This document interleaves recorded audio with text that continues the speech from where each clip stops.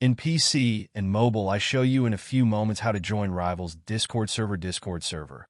For this, we will start with the way in PC, since we are here, and then I will explain you how we can do it also in mobiles.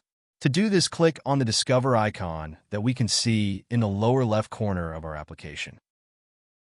Now click on Servers and go to the search box that you will see in the upper right corner and type Nazni Games.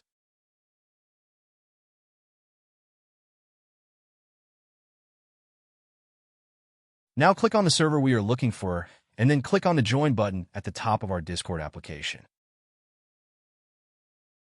Congratulations, you are already inside the Discord server on PC.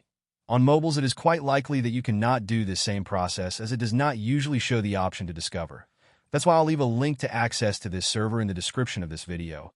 Simply access the description and click on it, and thereby automatically access the Discord server without doing anything else. Please give a like to this video, comment, and subscribe. Until the next one.